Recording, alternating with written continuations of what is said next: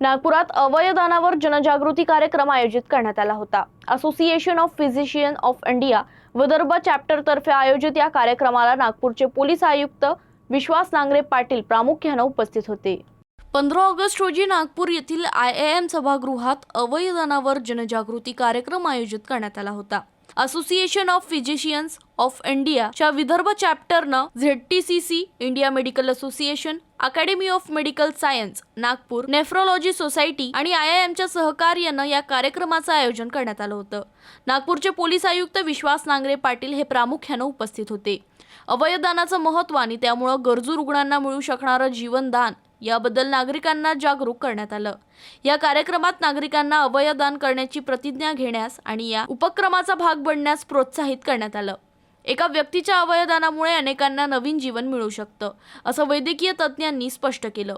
या कार्यक्रमात समाजात अवयवदानाबद्दल जागरूकता निर्माण करणाऱ्यांवर आणि त्याचबद्दलचे गैरसमज दूर करण्यावरही भर देण्यात आला।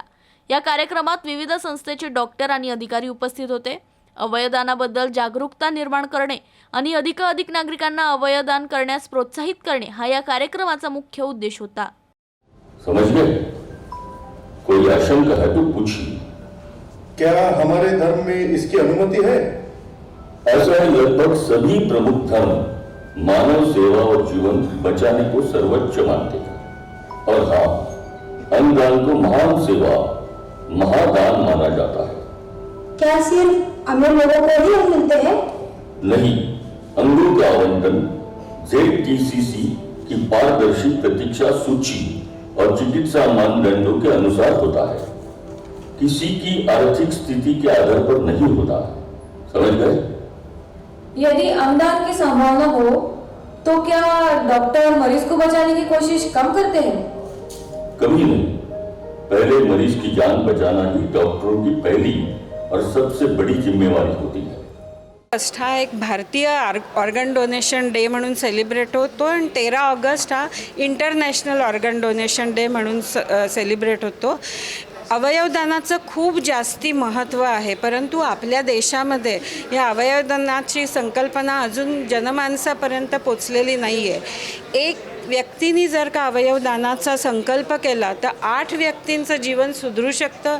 त्याचप्रमाणे बऱ्याच लोकांना ह्याचा फायदा होऊ शकतो, बऱ्याच घरांमध्ये आनंद फुलू शकतो। परंतु या गोष्टीचं जनजागरण करणं खूप जरुरी आहे, कारण लोकांपर्यंत ही संकल्पना अजून पोचलेली नाही आहे। म्हणूनच त्या निमित्ताने विदर्भ चॅप्टर ऑफ API या आमच्या संस्थेने बाकी बऱ्याच संस्थांच्या मदतीने हा ऑर्गन डोनेशन अवेअरनेस प्रोग्रामचं आयोजन केलेलं आहे।